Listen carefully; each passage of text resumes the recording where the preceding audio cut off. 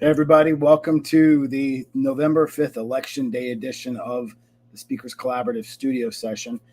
Sorry for the background noise. My lawn crew decided to show up today. First world problems. Um, Other first world problems are, we've got Michael Kainatsky here today to talk to us about some things. And Michael, you're not a first world problem. You're a first No, world problem solver. So, welcome to the but show. I come from, I think, maybe like a second, two and a half world place. That's awesome. So Hey, thanks. I like to Yeah, bring those problems to the first world. Yeah, that's awesome. Hey, thanks for joining us today. Of course. I am excited. I've been excited about this conversation since you signed up to come on the show. I'm excited for everybody to learn about what you do. I really enjoy the past couple of guests we've had are not public speakers. They could be, you could be, but we've really branched out our audience with the Speakers Collaborative studio sessions to talk more about thought leadership and helping others who are either thought leaders or are coaches for thought leaders. So, Michael, why don't you take a few minutes to tell us who you are? So I am a Russian-born American citizen, which means on election day I can vote, but I can't be president, which is ironic because I've always thought, what would I do if I could be? So yeah, I'm an ESL kid. Russian is my first language. English is my second language. I live in New Jersey, married. My son is 4. I've been married for a decade now. 20 years in sales and talent acquisition, strategy consulting. Most recently, I am a part of a community called the House of Bricks, which is a academy and advisory practice, helping founders, entrepreneurs, solopreneurs of all kinds to essentially grow, scale, fundraise, and exit their companies, but everything in between, not in that order, and certainly not every single one of those things. And that's what I've been doing for the last 6 months. And that's how probably indirectly you and I came to pass, but made some amazing friends and continue to make friends because I'm on LinkedIn every single day. And I feel like that's one of the biggest things that I like to offer is offer people the opportunity to not just go to the platform and to sell on the platform, but actually to make friends and build relationships and really change the world as we know it. And LinkedIn is a good place to start since it has quite a bit of people. That's really cool. So, Michael, you told us you are ESL from Russia, live in Jersey with your wife. We know you have a kid. Very proud of him. And I think he's part of everything you do and part of the reason of everything you do. Any other interesting facts about you we should know? Interesting facts. I mean, I don't know if I am one of those people that considers myself to be too interesting, but I believe myself to be somebody who goes against the grain. If everybody does something, I usually like to do the opposite. As a kid, they said that I didn't follow the rules, but now it seems like not following the majority seems to be pretty in vogue. Feel like it might be in vogue. Well, and here you are. So you mentioned LinkedIn earlier. You do spend a lot of time on LinkedIn. How many hours a day do you say you spend on the platform? So if I sleep for 6, so I would say I'm probably on LinkedIn directly or indirectly. And no joke. And that's really because I have a policy where my LinkedIn is my email. I don't really spend a lot of time on email, but I have a policy where I respond to everyone every day, and I make sure to respond to every comment every day. I make sure to make a comment on everybody that I care about every day. And so I'd say probably 14 to 15 hours. Okay. I think it's ironic that you spend that much time, but one of the things you teach me is how to do more but spend less time on LinkedIn. I Because think nobody wants to be on LinkedIn. So the thing is that um, spending a lot of time on LinkedIn is one of those things that people talk about. Like, I don't care if you spend less time on LinkedIn. What I actually show people is how to not waste time on LinkedIn. And I got think a lot of people waste time on LinkedIn rather than investing time on LinkedIn. And the moment you start realizing that there's a system where if you say, if I want to be on LinkedIn for an hour mm-hmm. instead of 4, I'll show you how to do it. But what if you could say, well, I'm already here for 4 hours, but what if I can get in 4 hours, I could accomplish what it would take me 16. So I'm more of the world of showing people, do you want to be here less or do you want to accomplish more? Mm, I like that. Yeah, I know. I've learned a ton. So, full transparency, I'm one of Michael's clients, and he's taught me quite a bit. I've seen my growth just in the past couple of weeks skyrocket on social media. So, one, thanks, Michael. Two, I do want to. I don't want to steal your solo time topics, but tell us just a little bit more before we move to that segment about what you and House of Bricks provide for your community. So, you know, I joined the House of Bricks for one of the things we talk about in general. It's is the thing that brings people, money, interest to anything, and generally what it starts with is vision. And when you meet somebody who has a vision, usually things follow, right? When you're fundraising, people say, money doesn't, vision doesn't follow money. Money follows vision. If people see something interesting, they'll invest. So what I've done is when I met Adam, and I met Adam the same way that I meet anyone, the same way that I meet, probably 100 people a week on LinkedIn. And I heard his story and what he wanted to do, what he had accomplished prior, and I said, just seems like an awesome community, and I joined it. I actually joined it as a member, and we started talking about some of the challenges he had and what he wanted to accomplish and what he wanted to do. And my experience was specifically in that little skill set of go to market and getting people to notice something, right? I don't really like to consider it sales because I don't consider myself to be really much of a salesperson anymore. I like to just help solve problems that I see, and I like to solve them in creative ways. And generally, there's very common problems that are solved in uncommon ways, Mm, and that's how you solve problems. You can't, do what everybody does. So what House of Bricks essentially is a community first and foremost for entrepreneurs, and it's not people that fall into the category of startups or people that need to raise money or Series A, Series B.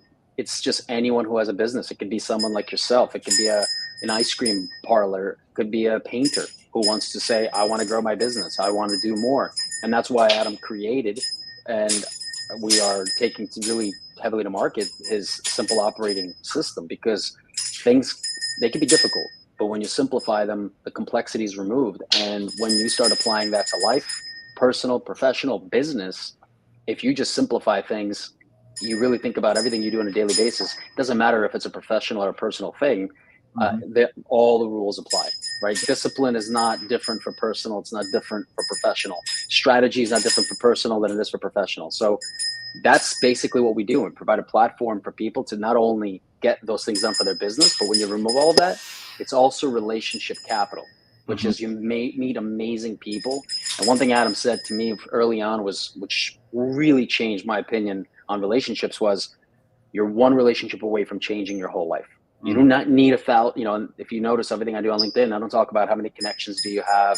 I talk about how many phone numbers do you have, right? How many people will bail you out of prison or jail, not prison. How many Yeah. people will bail you out of jail if you needed them to, right? And if you look at your phone numbers in your phone book, you think, who would I call?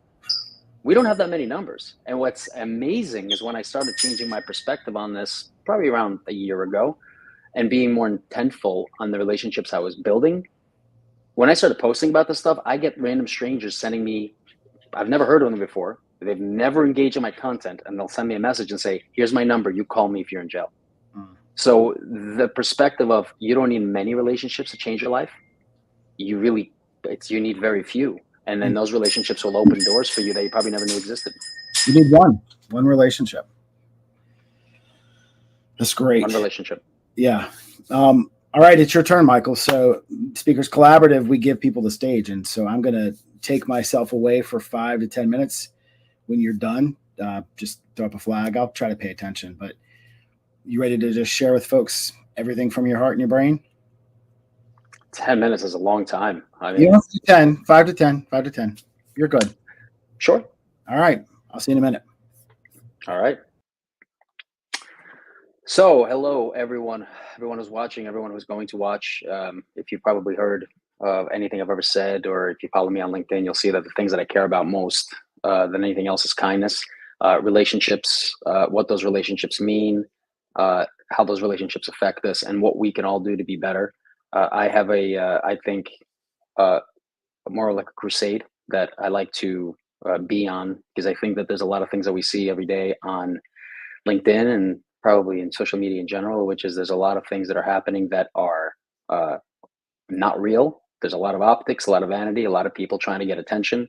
Um, and as some of the people in our community like to talk about, the attention economy is slowly dying, and we're moving to a human to human type of interaction where people have the opportunity to influence each other's lives, be impactful, actually care about the relationships they're building, and show up in a much more meaningful way than uh, what we normally could expect and have expected in the past. One of the things that why I focus so much on LinkedIn and why it's a platform that I spend so much time on is because it's basically it's the World Series of business and humanity. You have a billion people, but not a lot of people who are actively engaged. And I think that the reason why so few people are actually on the platform uh, engaging versus the amount of people that actually have profiles is because people either don't understand the platform or they're just shying away from it because they think that it's just insurmountable. You have people showing up that perceive themselves as influencers, and they have thousands upon thousands of followers, and they have thousands upon thousands of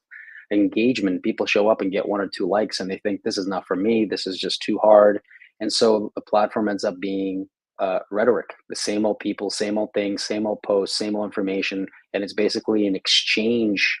It's like a stock exchange, basically, of people exchanging like for like, comment for comment, engagement for engagement, but there's no real uh, transparency, which leads to authenticity and genuine interaction. And so I've been really critical of this platform and what it's become. And I think that this is something that's happened over the last several years, especially since the pandemic, where people left work and everybody feels like they need to make money from this platform. So my entire platform is to change that, humanize this platform, and which is what it is meant to be. Allow people to interact, allow people to have relationships, allow people to get to know each other. And sure, it's okay, completely okay to conduct business, but it's a hell of a lot easier to conduct business with people that you, as Peter Lasowski says, is in our community, know, like, and trust. And I think that there's a lot of the trust factor that's just dissipated. Um, I love this platform and I love the people that I've met through this platform. I've said it many times. I have not made a single friend in the last 5 years that I have not met through LinkedIn. Um, Now, I haven't spent a lot of time on LinkedIn since just before this year started. But one thing I've realized is that this is a powerful platform that many people just don't understand. So if I can help people to understand it better, appreciate it better, but also have a strategy for approaching it instead of wasting their time and getting burnt out, which I did earlier this year because I did it the wrong way. I didn't have a system, I didn't have a strategy. I was listening to people that were misleading me. So my goal is to help people to anybody who's on this platform. You're here because you care. You're here because you want to be here, or maybe because somebody told you you should be here. But either way, it could be a fun place if we all just humanize it and show up every day to have fun. It's not our job to be on LinkedIn.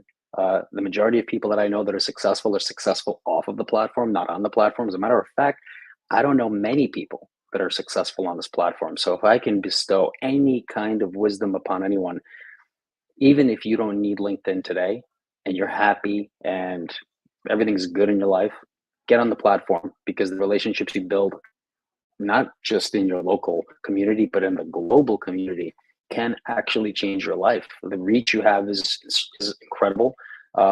I hear people talk who run marathons and say it's the only platform on the planet where you can run on the same course at the same time with the most elite people in the world. Well, think about LinkedIn.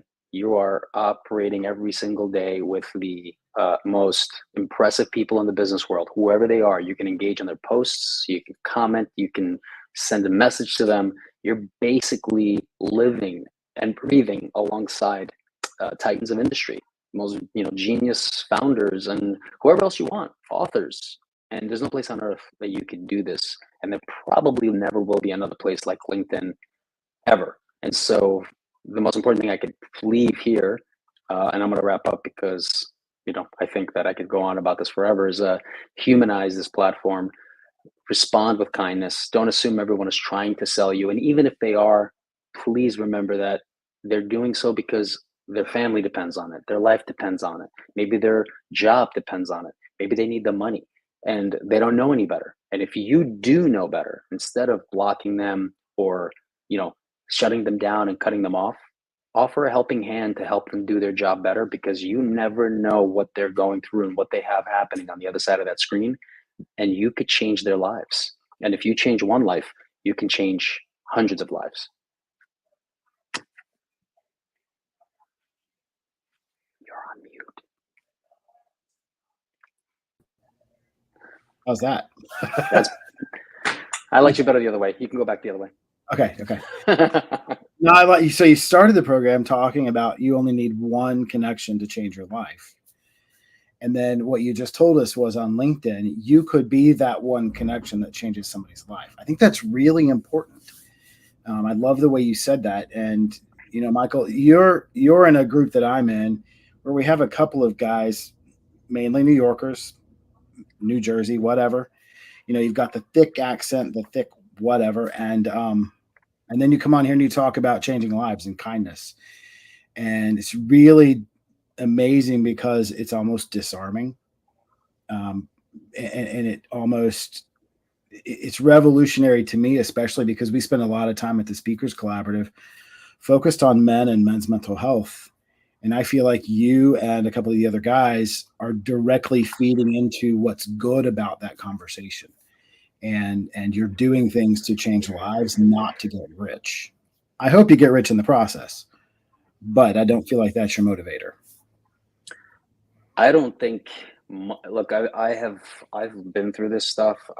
You know, I'm no longer the young cat that hasn't lived life and seen some, you know, as we say, seen some stuff happen. You know, you can chase money. The problem is that unfortunately, money runs a lot faster than people do, and you can never actually catch it. Mm-hmm. Even if you catch it, you can't hold on to it too long.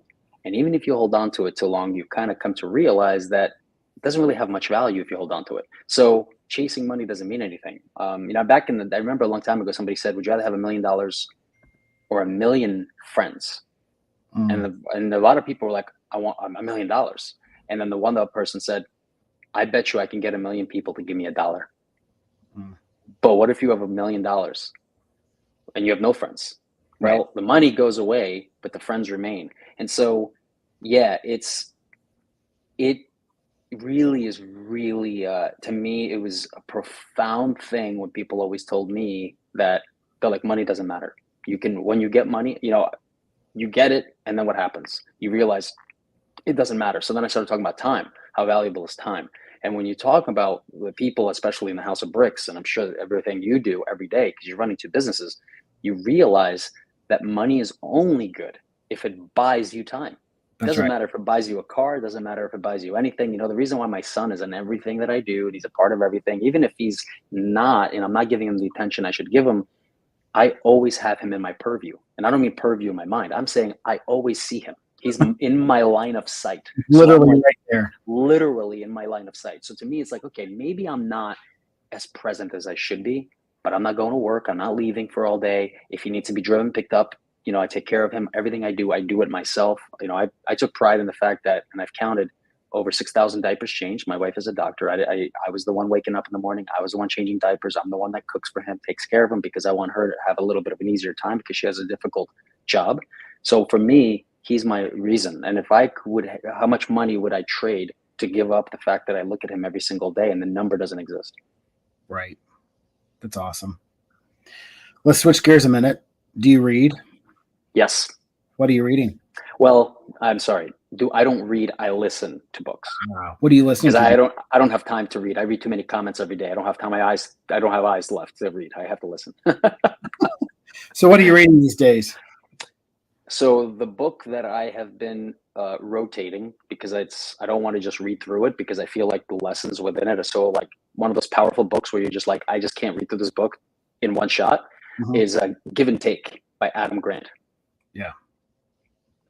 That is absolutely, I mean, it's a must read for everyone, especially people like me, because there's like two people that are often criticized, and I've seen it.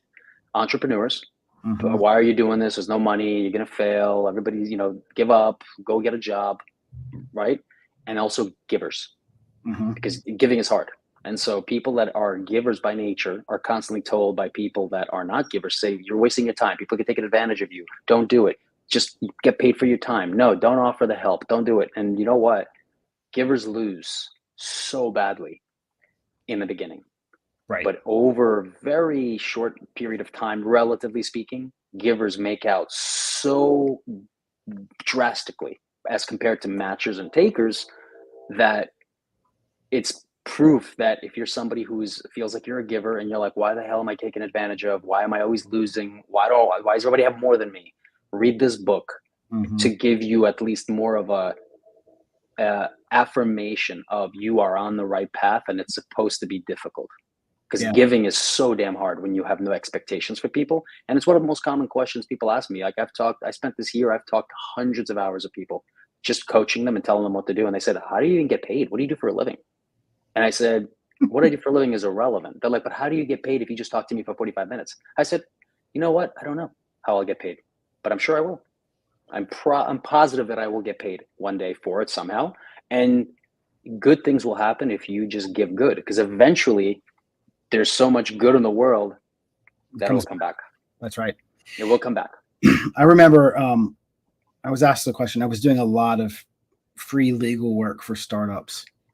And somebody said, you're never going to get that back. And my response was, no, I'm not. I'm going to get more. And I think that's the thing about putting good out there is you're always going to get more back than you put out there. But if you don't put any out, you're getting nothing. What if you don't want to get anything back? Like the most common question I get asked is when I help somebody, they say, well, Jesus, man, what can I do for you? I'm like, for me, nothing. Go do it for someone else. Because if you pay me back, then nothing happens. We're in a cocoon. Yeah. Right. That's where you talk about matching, right? Matchers don't win either. It's like, you did this for me. What can I do for you?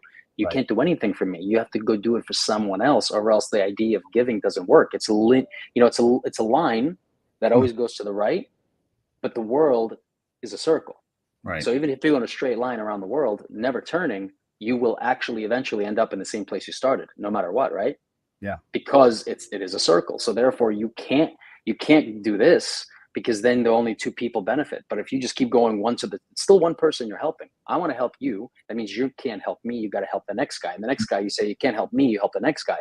By the time you've helped one person each, could be me, could be payback. But if you don't pay me back, you would have helped 10 people by just saying to one person, just help one more person. That's 10 people that I would have affected, instead of them just paying me back. And we go, cool, deal done. And we walk away. Yeah. So the people that don't realize this and don't understand it, which I think people do, maybe just don't care. I think everyone gets it. I just believe people either care or they don't. There's no such thing as people go, oh, I don't know the difference. No, they do. It's like, I just want something back right now because that's what I'm out for. I want money. I want reward right now. Or they go, no, I believe this. Keep going, keep giving. Don't expect anything in return. Yeah. And that's it. It just comes to, it's just a belief system. It has nothing to do with knowing. Man, those are good words. Great words. One of the things that you guys do at House of Bricks that I really appreciate is your hot seats. And was it a month ago that I sat in the hot seat for the Speakers Collaborative and got some really great advice. I think if anybody out there is looking at how to grow, you need a group of people who will put you in a hot seat and ask you questions and give you counsel and maybe even tear down some of your ideas to build you up even stronger. And I really appreciate that component of House of Bricks, because I don't see that in many other communities where you give the entire stage to one person and everybody is there to help that person. And it's really a beneficial component that you all offer. And I learned a lot about that. The Speakers Collaborative, we've grown over this year. And one of our growing points is, who do we market to? And you had some very wise advice that what we provide is something that could be part of a learning and development budget for a company. And if we're not targeting CEOs, COOs, and HR, we're missing a valuable audience, because my price point may not be for every individual person, but my price point is usually less than the annual allocation for L&D per executive. So you may not be able to pay it, but your company probably already has the money in a budget. I mean, it's look, absolutely 100%. I have the privilege of talking to hundreds of people every month, and the most common things that I see is not a lack of vision and an ability to execute. Sometimes it's just slight, you're a little bit lower than you should be to be able to see that, over the trees, right? So when somebody like myself, who doesn't have any emotions tied into the business, can look at something and just go, this is what you should do, it's unfair for us to assume it's obvious, right? But you're in the business. You can't just be on the business, especially this new one. And when people are in the business, obvious things aren't obvious. And it's the same reason why coaches need coaches. It's the same reason why everyone needs someone else to look at what they're doing and say, no, course correct. Tiger Woods still needs a swing coach. Like he's the best golfer ever, but he still needs a swing coach because he cannot see what he's doing while he's doing it. So the hot seat, I mean, this is a brilliant thing that Adam came up with. And it's a brilliant thing because it allows people in an environment where you are talking to your MBC, right?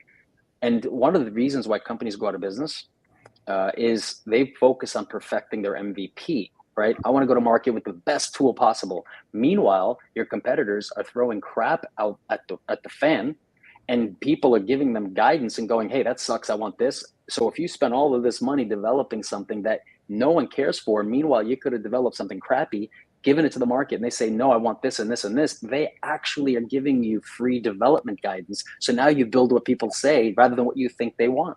Right. And that's where companies fail. It's way too long until it's perfect, and it's not even perfect anyway. There's no perfection. Look at Apple, 18.0. Oh, no, 18.1 fixed the bug. Wait, 18.13 fix another bug. Wait a minute. They've been doing this for 45, 50 years, and they can't do a bugless release. So what are you going to do when you're releasing something, right? So that's where the hot seat is beautiful. And it's like free board of advisors. Get 20, 30 people that are all building to give you that. So I think that the value of it is unbelievable. Man, that's great stuff. All right, Michael, where can we find you? Well, if you are on LinkedIn, you're gonna have a hard time not seeing me, probably, because as people tell me, how am I everywhere? I don't have a VA. I do everything myself. You could also, I tell everybody you can send me a note, and I guarantee to respond. If somebody wants to email me, they can email me at michael@houseofbricks.io. But my profile is an open book. My email, my phone number are there. People can reach out to me, whenever they want. Just tell me where you're coming. Just tell me where you're reaching out to me from, because I get a lot of those spam things, which is like, hey, how are you? How was the party? And I'm just like, I talk to those people. I actually take them down the whole path of pretending like they've got me, but that takes up too much of my time. But yeah, that's awesome. So let me just quick testimonial. We're at overtime, but I'm going to keep going. First of all, when you want to find us, we're at thespeakerscollaborative.com. We're also on LinkedIn, Facebook, Instagram. Michael is, as I said earlier today, Michael is one of my coaches.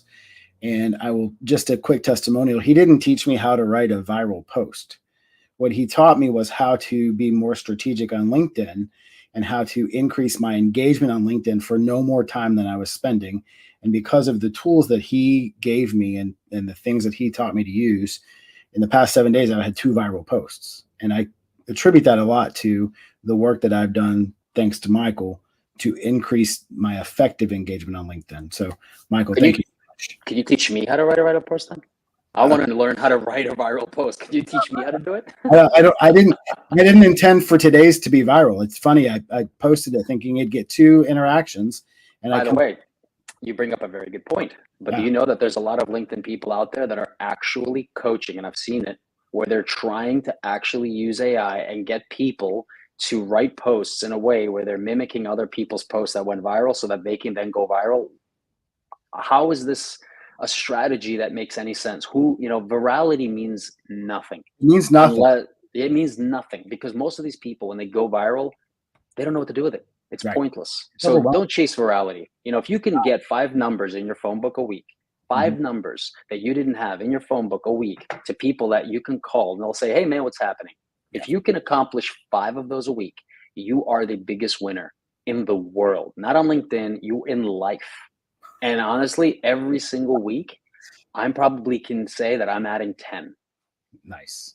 And that's all I have time to. I could do 20, but I'm telling you, you are winning. If you can do that, because the relationships if you look at what Adam does, he opens his phone book, calls people up, and gets whatever he wants. Right. The relationship capital is a currency that is more valuable than anything you have in the world.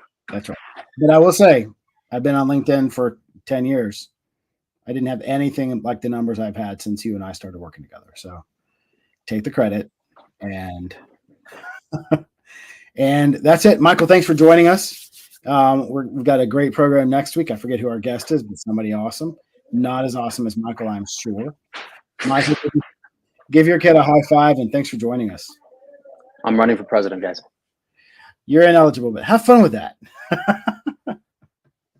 Thank you. It was a pleasure, man.